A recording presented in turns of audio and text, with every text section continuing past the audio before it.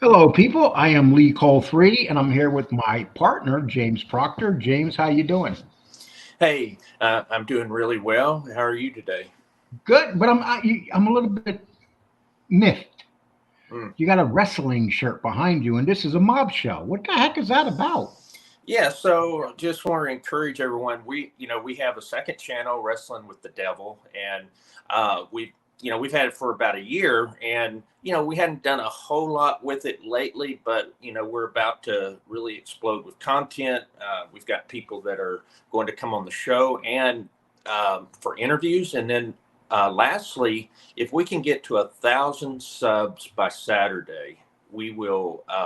Start doing twice a week lives, including one at midnight this Saturday. We're only 5 people away, 5 subscribers away. So So, please which five in subscribe. here? Which five in here are going to be the ones to get us over the 1,000 mark, so we could start doing lives on that channel? We don't really do lives on the mob channel, but we really want to do lives on the wrestling channel. Yeah. So it's like James said. James, do you think that would be a fun channel to hang out with people, talk wrestling, MMA, boxing, and talk other stuff, and Yeah. have some fun chat rooms? Yeah. I think it'll be a lot of fun. We did a midnight show a couple of months ago. Actually had a lot of turnout for that. And we had a bunch of people that came on during that. And we ended up going about 2.5 hours. Couldn't believe it, or nearly 3 hours. So, it was a lot of fun. So, I think that it would definitely be worth subscribing. And we want to be able to throw out some great content, and um, we're just 5 away, so I'd love for you guys to be those final 5. And on the bottom here, you're going to see where you go to Wrestling with the Devil. That's Yep. basically the name of the site. And we're going to have people on from old WWE stars and stuff. I have a big connection, and I know a lot of people in that wrestling world, and I know a lot of people that have shows. And we were going to originally do this, but we never knew that our mob channel was going to take off the way it has. All right. So now we're going to put our effort into.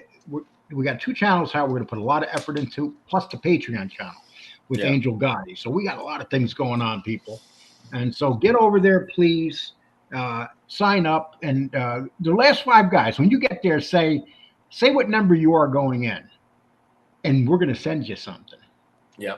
Okay, just say if you're number 996, say you're 996. I don't want to see 100 people saying 996. Yeah. Just do it and go in, and we're going to send you something as a way of saying thank you. Yep. Uh, James is going to send everybody $1,000. Yeah. Right. Okay? That's a joke, people. Don't take that serious. Okay. Okay. Uh, okay. So we're going to get to mob stuff now. Okay. And James, we got some interesting stuff going on. We have a bunch of people that we know were not as what they say in the street. But here's the problem, James. We have people that were big in the street, but they're refusing to talk about these to confirm whether these people are legitimate. What do you think Right. about that? Yeah. That's something that I've noticed. Especially since this Get Gotti miniseries that's came out, you're starting to get this renewed interest that is because of the Gotti name, obviously, but you're getting a renewed interest in mob stuff, and we're seeing it, and some other channels are. But the thing is that what surprises me is that we there's people out there that are we went after Anthony Ruggiano Jr.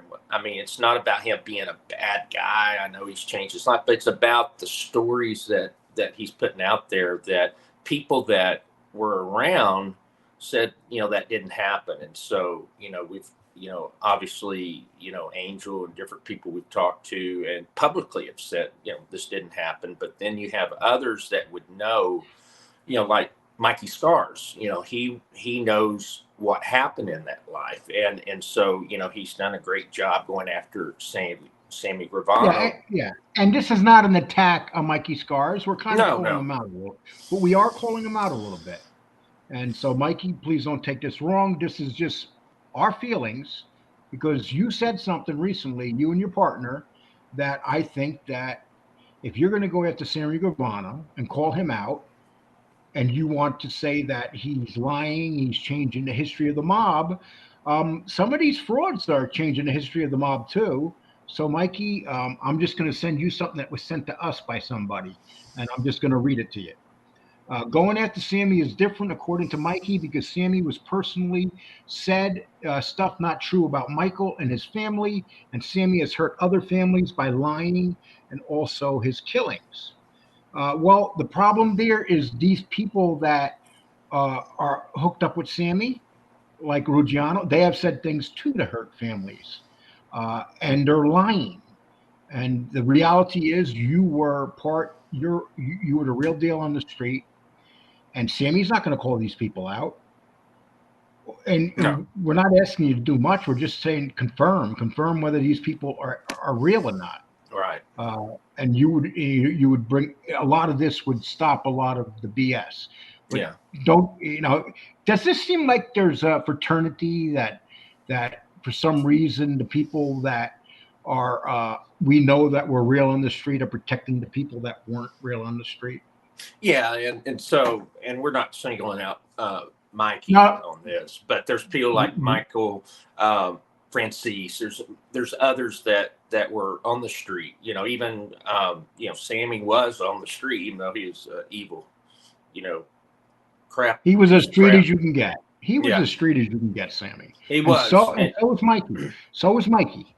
Mikey was too. And so what it is that they have that opportunity that they could, be able to confirm these stories, is it real or not? But what it seems to me about the fraternity is that what it seems like, and then I went back after this was sent to you and you share it with me. I went back and watched a show that Mikey and RJ did yesterday, and so what kind of went along with this is that basically they're not going to fight those battles, really. They don't have a big. Oh, yeah, let me read the next. Yeah. There is no personal issues that, and this is what this person's writing to us. There is no personal issues that these other people have done to him, is what he said, and it's not his role to police these other content makers and talk about them being credible or not. I disagree with you. It is your role. If you're going to go after Sammy Gravano, and then you're going to see people out there that are lying, and you know it. I mean, you were with John Gotti. You were in the social club. You know whether these guys were around and how popular they were. Or if there's still, you have somebody saying all these things about John Gotti right now, saying that John Gotti was two guys. You got two guys, and Polisi and Ruggiano, saying all these things about how much they knew John Gotti. But all we do know is that one testified. They both became informants. One was an informant before it was even popular, Polisi. How hard is it to call him out? Because there's so many things proven that he has not told truthful. Okay, and this is what else was said. Obviously, they did not bring people that knew Gotti, but the purpose is not to get involved in what these other people are saying unless it involves him or his family. I guess they're talking about the Get Gotti, I guess. They're talking about No, we're not talking about that. We're talking about okay. Mikey Scars does not want to go. These people have not said anything about his family, whatever. Okay. Yeah. Okay, so if you're saying that they changed history, and Sammy Gravano has said all these things about John Gotti that is not true, right? What's the difference with these people? People here make their bread and butter off the name Gotti, whether they like it or not. Right. They're making shows right now about John Gotti. Netflix has one coming out next week, and they've already did one. And the one coming out next week, you're going to have Sammy Gravano in it, along with Michael Franzese. And what is Gravano doing it? He's attacking Gotti in it. Yeah. Okay. Yeah, the trailer is saying that Gotti. And they say just wanted to share with Mikey doesn't call out people like Ruggiero. That's Ruggiano, not Ruggiano is what he's talking about. Yeah. Okay. So he does not call out people like Ruggiano. Okay. What do you think of that, James? No, I mean, I don't hear him call out anyone really, but Gravano. I mean, that part's true. The other thing I heard, and I watched it last night, what it insinuated to me, or maybe that's, and I think I even heard it, is that basically he's leaving it up to people like us to be the ones that fact check this stuff. But my problem is that we weren't on the street, so yeah, we could go Exactly. in, and no one's going to well, people believe us and trust, but a lot of people will take a, if Mikey came out or someone or Michael Franzese comes out, then it would really make more of an impact than what you and I could say. And Michael Francis did come out, but he came out half-assed, and we're going to show you something that he said. Yeah. And they're piling up on this woman who's not going to be around. She came on to these shows. I'm not sure how long she's going to last. She's probably going to fade away pretty quick. Yeah. But anyway, I'm going to play something that Francis said. And like I said, once again, this is not an attack on Mikey. This is an attack on. We just disagree with this part right here. Yeah. There is no personal issues that these other people have done to him, and it's not his role to police other content makers and talk about them. These guys aren't content makers. They're content makers that, like you, were informants. Mm-hmm. That's what they were. Yeah. They're content makers that got a show based on their stories, like you. So, if you can't go after Ruggiano, what's the sense in going after Gravano? That's just what I believe. Yeah. And nobody is questioning the job that Mikey Scars has done, really affecting Sammy Gravano. Right. Okay. So let's go to the next thing. This right here. Okay, this is from Michael Francese's show. Please go there, and please, we're going to use about 3-minute segment, and please go sub to his channel. Okay, and here we go. Who is this girl? Andrea Giovanni, or whatever her name was. For me, it's like, where are you coming from, lady? First of all, she wasn't an associate of John Gotti's. Let's get that clear. John Gotti did not have women associates around him. What is an associate? Well, you have made guys, and those guys that were close to the made guys that were with them, that's the term we used, on record with them, they were their associates. She wasn't an associate. She talked like she was, one of John's crew and that she was making money. She was a girlfriend of one of the guys that went to prison for 200 and some odd years. Guy that I met once or twice. I'm not going to his name is mentioned in there, but he's doing time right now if he's still alive. His name is Mark Ryder. He did his time and he went to prison. And she also dated Lino. Which Lino was that? There's so many Linos. Yeah. Eddie Lino was it? How much? Yeah, or the other one, Frank Lino, I believe. So she dated Frank Lino also. Yeah. Okay. We got a lot of time, but that kind of ruined it for me. That kind of showed me that they were pretty hard up to get people to talk in this show, because to bring somebody on and have her say she was an associate and have her say we were making money and have her talk as if she was in John's confidence, I don't believe that one bit. Not one bit. I'm sorry. I don't know where she came from. Never heard her before. I don't think anybody's ever heard of her before, but that was kind of where are you going with this? As soon as I saw that woman on there, and I got nothing against her, I just don't believe she was credible at all. I'm sorry. And, knowing John the way I knew him, I doubt in any way, shape, or form that woman was an associate of John Gotti's. Like I said, a girlfriend, did guys call girlfriends their associates? No. Okay, so let's get rid of that right away. Let's talk about, Sal Polisi. I met Sal once. He was originally with the Colombos. He was with Dominic Cataldo, a good friend of mine, made guy. We went to trial together on the Giuliani case. As a matter of fact, I think Dominic baptized Sal Polisi's son. Then later on, he said, I think he did, because that's what Sal Polisi said. Yeah. The key word is I think. And that's what's going on here. They're using stuff that they heard from these informants and making it facts. And that's what right here, what's being done right now. And Michael kind of does this through the Polisi thing. He goes halfway with Polisi. Mm-hmm. Somehow he got hooked up with John. I think he was one of the first guys that testified against John in some matter. I don't know. Once again, what's the key word there? I think. I think. He keeps saying, I think. Do you know? That's the problem, I think.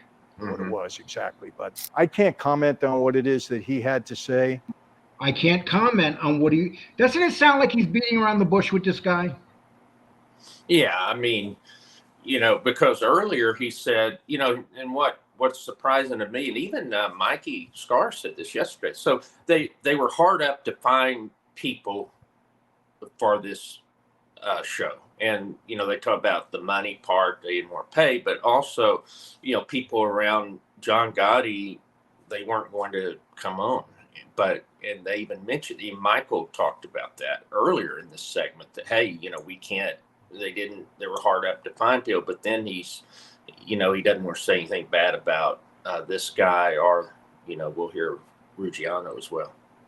Okay. I certainly know there were a lot of guys closer to John than he was. Maybe they refused to go on the show. I know Mikey Scars was very close with John. Maybe he didn't want to go on the show. I don't know. Okay, so he confirms what we're saying. Mikey Scars would know the answer to this, wouldn't he? Yeah. And Mikey actually said that he didn't go on for two reasons. One was that the money, it's not that he's after money. He does the thing with RJ for free, but the thing is, if they're going to be with $1 billion company, he expects to get more than a few $100s. And then second, Right. He wants to know who would I be on there with, and is there people I would be in conflict with? And that was a term he used a couple of times. He doesn't want to be seen in a show with people that he, I guess, has personal conflict with, even if he doesn't agree with them. And so, you kind of wonder if maybe he has these feelings that he knows that these guys aren't legitimate, but he's not going to go on because of it. But at the same time, he's not going to call them out. Mikey's credible in things that he's saying, but it seems like they were really reaching to get people. Now let's talk about Anthony Ruggiano. Let me tell you something about Anthony. I know Anthony pretty well right now, like him a lot. He's a really decent guy, very credible. He and I have spent time together. I went on his, YouTube show. He was on mine. His father, Fat Andy, very close with my dad. I think I met Fat Andy a long time. I think he died in '99. Once again, I think. Yeah. I think. Why do they say I think? James, do you remember the things that happened to you when you were 20 and 30 and the people you met? Would you remember if you were around when Fat Andy met your father? Yeah, there's two reasons for it. And one reason, which I don't believe is the case, this guy is a seasoned public speaker. Yes. People use I think and I have crutch words too. I sometimes say obviously or basically. That's a crutch word because I'm trying to get my thoughts. But someone like him saying I think, I know that he's not doing that as a crutch word. So the second reason he would do this, which is the reason I believe, is that this gives him an out if he's ever taken a task. Well, you said these guys were legitimate, or these guys did this or that. And he could say, well, I didn't say for sure. I think you have to realize, again, I've said this so many times, that Michael Franzese is very technical with his words. And so you have to listen to every single word because there's more to it than what he's saying. So I think it's his way of being able to have a way out if it's ever brought up that, hey, this guy he speaks like an intelligent racketeer. Yeah, that's true. Not like a street guy. This guy understands the English language. He understands what to say. He understands code words. He's probably taken speaking lessons. He speaks in front of churches. He speaks to flocks of people, thousands of people. When he does his, he has thousands of people on his Patreon pages, so he needs to know how to speak. Okay, we'll go on from there. But I think I met him, with my dad once or twice, or I met him on the street. I'm pretty sure that I did. Good. Pretty sure I did. Yeah. You could dissect this and take this thing apart so easily if you just listen to it. Good guy, real deal, so on and so forth. And Anthony was a real guy, no question about it. He was there. He was around John. Everything he said, I believed on the show, no question about it. You know what? He made some mistakes like we all did, okay? And he's cleaned up his life right now. The guy works hard. He's got a YouTube show. He tells stories. He's credible. That's it. He tells stories. That's what they are. They're stories. They're not facts. Right. I like what he has to say. I've listened to some of his things. He's not embellishing. He's saying it the way it is. And he was a made guy as far as. Okay. That's where you know that Michael Franzese doesn't really know Ruggiano. Right. Did you hear what he just said? He said that Ruggiano was a made guy. James? Yeah. Ruggiano was Ruggiano a made guy? No, he wasn't a made guy. And actually, Ruggiano says he wasn't made. He says that he was on the list to get made a few times, and he takes issue when we've questioned whether or not that was true. But he wasn't a made guy. And this is at least the second or third time that Michael has called him a made guy. He's even, I had a short we put together that was saying him and Larry Mazza were made guys, and they weren't. Right. But Larry Mazza can actually argue it a little bit. He can. More than Ruggiano. That's what it comes down to. Yeah, that's true. He said, there was a war going on. He said a lot of people don't believe him, but still, his could be more feasible. Yeah, he was definitely a violent guy. He was on the street. We're talking about Larry Mazza. I mean, like him or not, he was. So that part we could say is true. So why do you think he's calling? And be honest, why do you think he's calling Ruggiano a made guy when Ruggiano says on his show that he's not a made guy? Everybody knows that. Why do you think Michael insists that he's a made guy? Well, I think to understand when this came out was right after Sammy did his thing, where he also talked about Ruggiano. My belief, and maybe I'm putting more into it, is that Ruggiano is very upset, was hurt by what we said. We're the ones that probably went after him more than anyone. And so he's done a show mentioning that we said this and did this. Right. So you can't deny that. And I believe that he talked to both Sammy and to Michael and said, there's these two jerk offs talking about me, and it's just I just think that it probably bothered him, and he was is hurt by it. And I think these two believe that Ruggiano's, a good guy, and they're going to defend him. I really believe it's because of us that both of these guys are saying this. And we're not attacking him to saying that he hasn't changed his life around.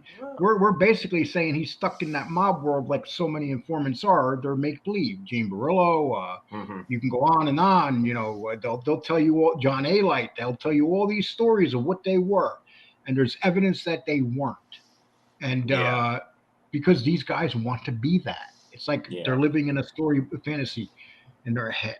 Ruggiano's very... He was I was saying Ruggiano, it's interesting of all the people on YouTube that he's well liked. There's a lot of even other content creators that will go after people, but they've kind of criticized us, saying, for going after him. Yeah. Kind of?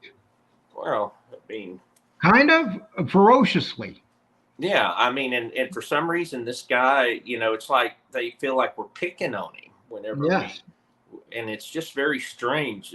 All these other people, you could go after A-Light, you could go after Gene Barillo, but don't go after Anthony Ruggiano Jr. Or Sammy Gravano. There's two people. Sammy Gravano has his flock of people that just don't understand anything, and they don't go after you that much. People say, "Oh, James is the good guy, leaves the scumbag." Right. And you know what? We kind of like that. Yeah. I wear that scumbaggery with pride, and so Sammy's people always. If I put up pictures on Sammy, and I put up 3 pictures of Sammy's victims, and I had people attack me. Yeah, sure. But I don't mind. We put that up for debate. We have great debates with Sammy's people. They'll come at us. We'll answer back. As long as they do it professionally, we do not erase them. And a lot of them subbed to the show because Sure. at least we don't erase them. Yeah. Okay, here we go. Made guy. So what he had to say, you could take to the bank. I believe it. He was a good participant in the show. As far as the other two, I gave you my. Okay, so do you think that Ruggiano was being straight in that show about everything, James? No, and I know that he blamed that. He was called out on the thing of the story that I think you said Tony Lee. He attributed a story to Gotti that either Tony Lee or his father had told him, and he blamed it on editing. And I know I can't know for certain for that, but I just know Ruggiano's history, which would tell me that he would be talking about John Gotti, and he was saying John Gotti. I don't, there are, but the point is that I don't. James, one sec. We caught him in two things. Yeah. We caught him in two things, and we called him out on them, and those were the two things that he corrected when he came out. Is that right? Yeah, that's what he corrected, and then he blamed it on Netflix and saying that the way they what you call it, splice it or edit the stuff, and that's hard to know without going to the tape. But what I could see is that what he said wasn't truthful. I can only go with what I saw.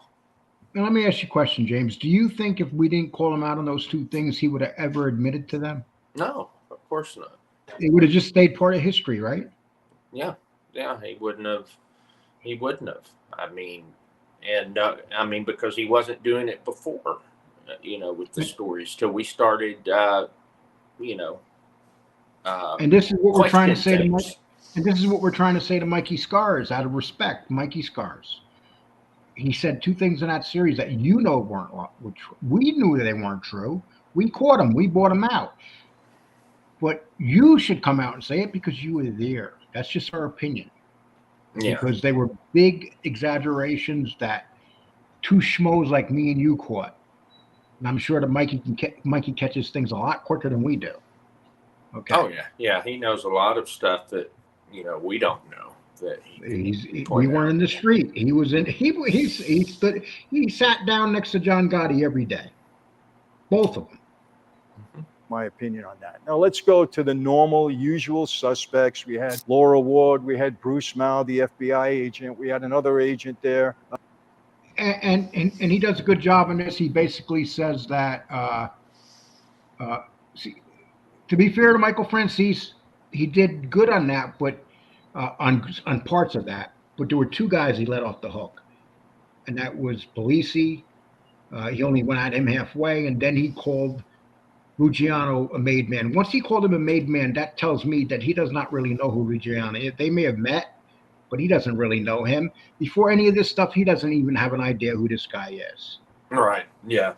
And and I did like his point.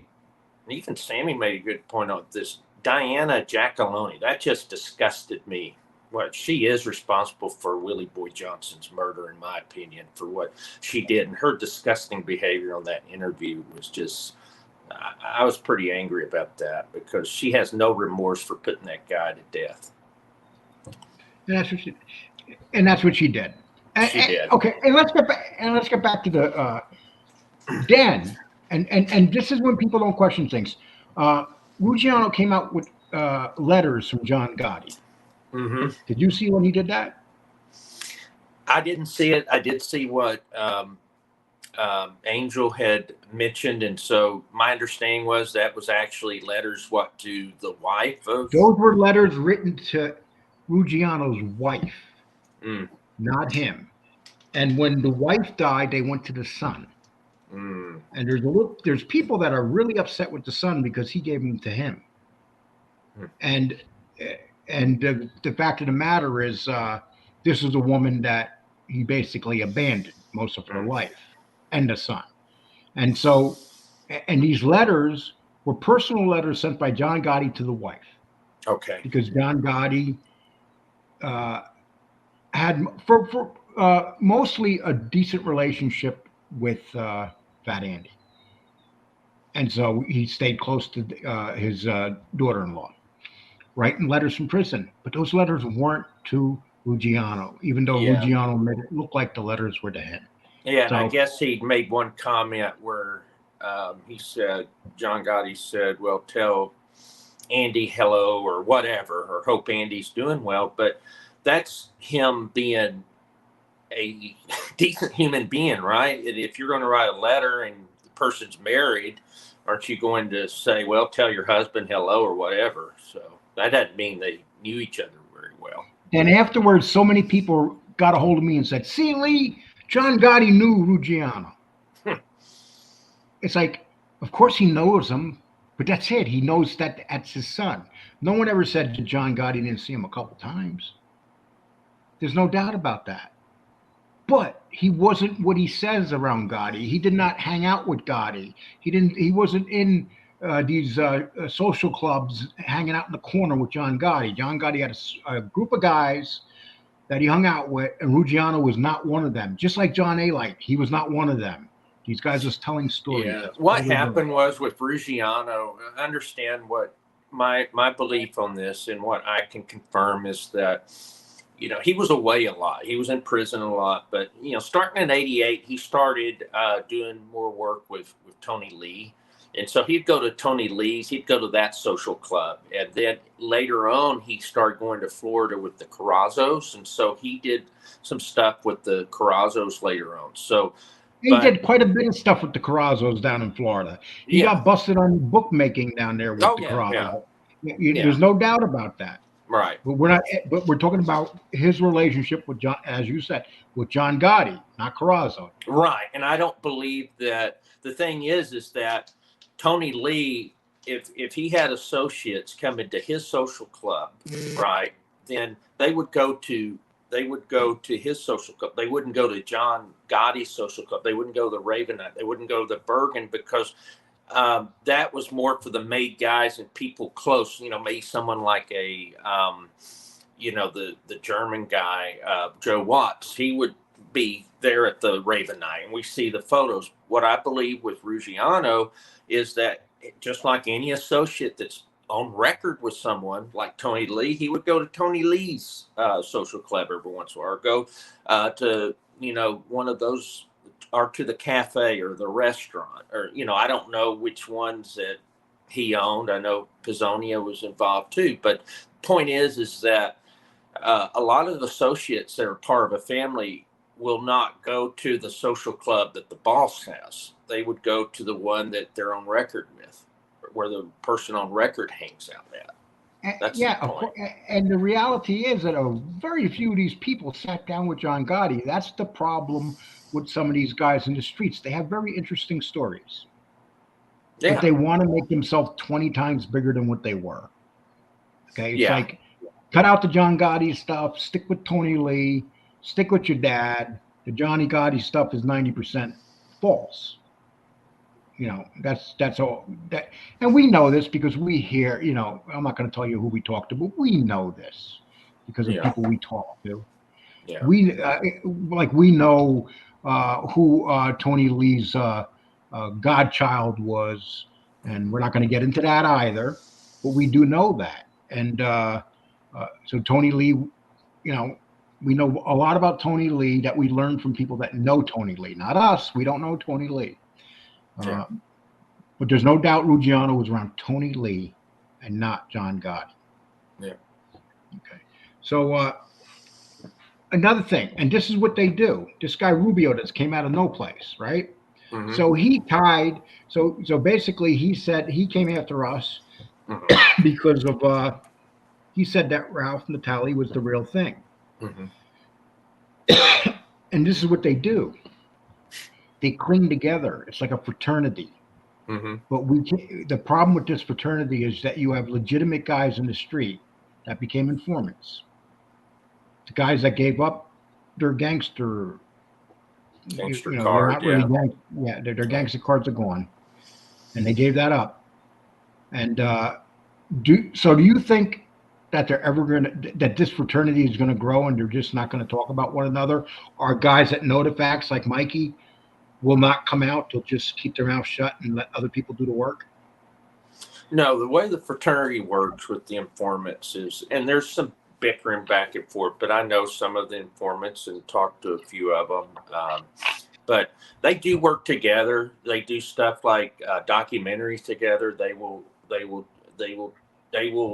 work together and say, "Hey, we will go on this show, but we won't go on this show." They have those discussions, and and many of them are friends. Many of them do business together, do stuff not illegal necessarily, maybe illegal, but what I'm saying is they develop friendships. They have a kindred. They have that connection of being informants, and so they're going to.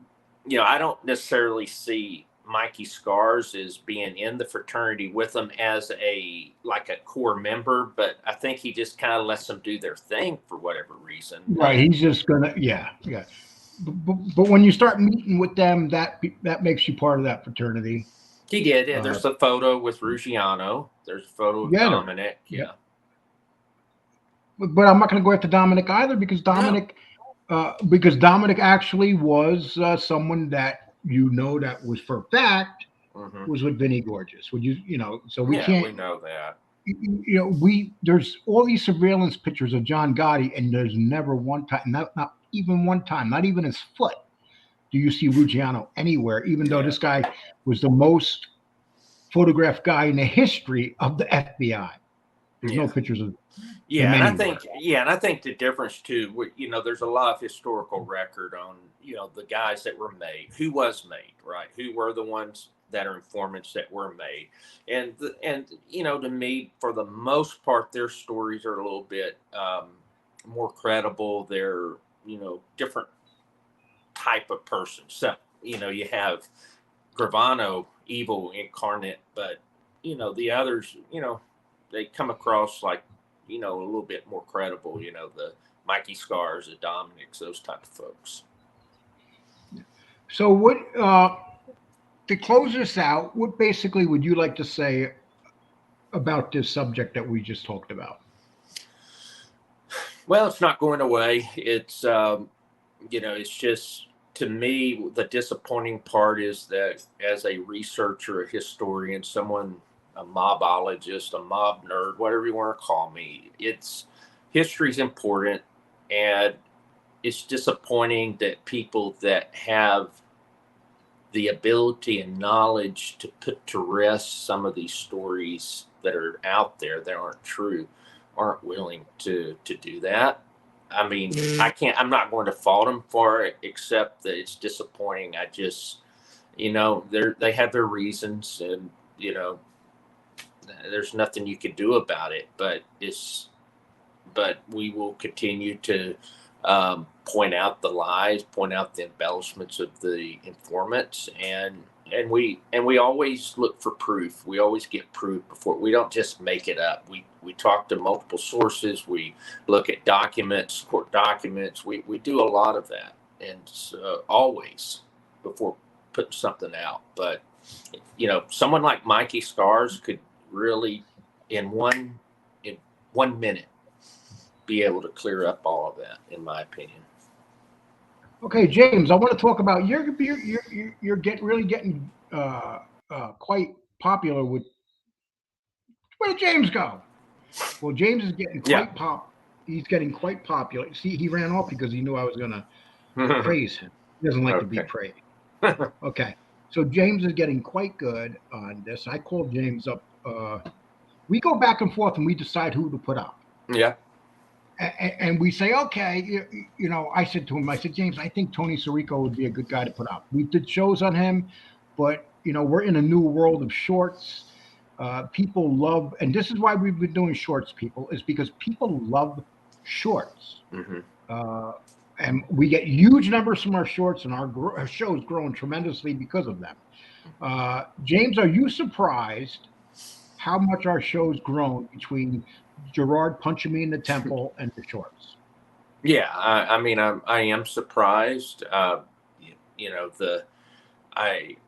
To me, what's most surprising is just the growth is not. You would think, oh, you get maybe a 10, 20% growth, but we get like you go from like 200,000 views a month to right at 1 million views, and that's just crazy. That just doesn't happen. We're almost at 1 million views for the month, James. Yeah, I mean, know. And then 600 subs since Friday. Since the weekend, we've gotten 600 new subscribers. And these things pick up a lot of subs for you. And I'm going to play this because James made this. And James, how much do you feel like you've improved doing these each time you go out and you start doing these? I'm definitely improved. So I've been doing it about 2 or 3 months. And so I improve. I learn. It's fun to learn the technology and learn little tricks and stuff, and play around with it. So starting to get the hang of it, and so I'm glad to see that people are watching them. And people, I like to tell you to please go back, look at the shorts. We have probably at 500 shorts up right now. Go check them out. And this is one that he did today. It's getting a lot of play. Mm-hmm. I just want to play it because I really enjoy. James put stuff into that you will not hear about Tony Sirico anywhere. Tony Sirico had an interesting life of crime before becoming an actor. Sirico was born in East Flatbush in 1942, and as a kid moved to Bensonhurst, where he's around the neighborhood wise guys. He becomes a stick-up artist and associate for the Colombo crime family in the late 60s and early 70s, rumored to be on record with a crew under Colombo, Jimmy Brown Clemenza. Even though Tony got arrested 28 times, he only got convicted twice. He served 2 stints in prison, including a 4-year conviction for felony. So a lot of people don't realize that this guy did a serious bit in prison of 4 years. Yeah, and he was in Sing Sing as well. He was it's like 20 months of a 4-year sentence. Yep, in Sing Sing, New York. I had some uncles in Sing Sing, so I'm wondering if he knew them. Probably at the same time he was late there. 60s and 70s. That wasn't a good time to be at Sing Sing, my understanding. Well, that's where my uncles were at Sing Sing. Wow, that I know for a fact. Sing Sing's in Ossining, New York. People, if you don't know. Okay. Ossining is a little town. Sing Sing's right on the Hudson River, and Sing Sing does a lot for that little town of Ossining but it's a very old, rundown prison, and they don't use nearly as much of the prison as they used to. But in the 60s, they used the whole prison. Wow. And it had a hell of a reputation.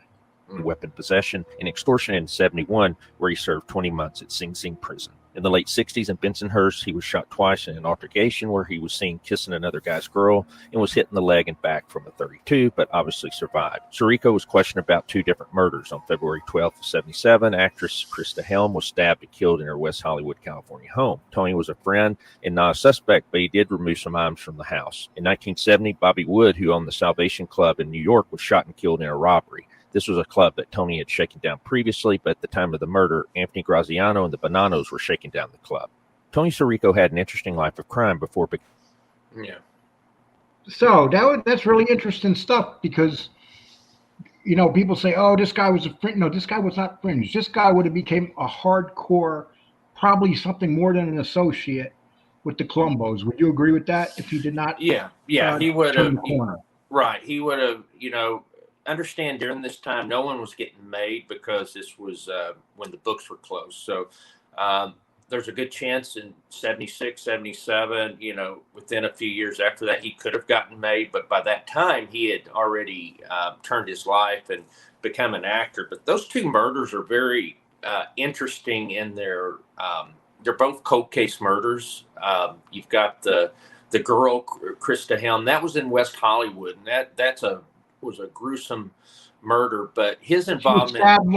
She was stabbed and left underneath the wheel of a car, or something God. like that. And yeah, but the weird thing is that he went back to her apartment to remove some stuff. Well, one of it was a porn. Well, she had had some a sex tape basically from back then, and he removed that and other items that would have embarrassed. You think that maybe he was in that sex tape? Well, maybe so. Yeah, he was a ladies' man. He was a ladies' man. He played crazy Paulie Walnuts on The Sopranos. That character actually was a lot like him. Yeah, it was, and so that was really interesting. That murders a coca. You could do a show just on that, and then the other one is the. I did. Oh, I got a video in. I got a video in here on the Christine Helm murder with Rico. People go Wow. back, you'll see it there. I actually did a video about a year ago on it Oh, when he that's died. cool. When he Yeah. died, I did a video on it. Yeah. And And then the most other, people, yeah, go ahead. Sorry. no, you go. And then the Wood murder, that one, that's interesting too. That was a gay club in New York, and you know, he was shaking them down initially, and then you know, Tony Graziano, which we know TG, he ended up him and the Bonanos kind of went in there, and the you know, it was a club that needed money. They you know They needed money, and James took off and left me hanging here all by myself. He's back. I can't hear you, James. I can't hear you. James. James. Can't hear you. Okay. Well, let's see if James comes back in, but I can't hear him right now.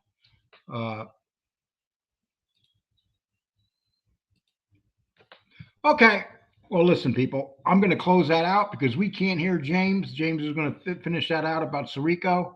What I was going to say, it's really interesting stuff. Please make sure you see it. Uh, and James just put it down. He's trying to come back in right now. James, it's on your side. Your mic's not working. Okay. So, people, here's what you do.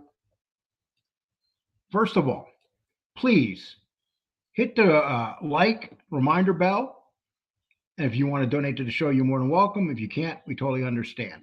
Also, we have another channel. It's a Patreon channel with Angel Gotti. Please, underneath here, we're going to put all our links. And just so you know, which is very important, is that our wrestling channel is 5 away from 1,000. When we get to 1,000, we're going to start doing 2 lives a week. And if we get to 1,000 before Saturday, we will be doing a midnight show on midnight Eastern on the wrestling channel. And that's going to be a regular thing on midnights on Saturday, just like the old days. Remember the wrestling when they were on midnight? That's what we're going to do. That's why we want to do it at that time. And with that, I like to say thank you all. James cannot be heard right now, but it worked out good, though, because you can hear me. And I like that when you can hear me and not James. But anyway, that's just a joke. Everybody take care and have a nice one.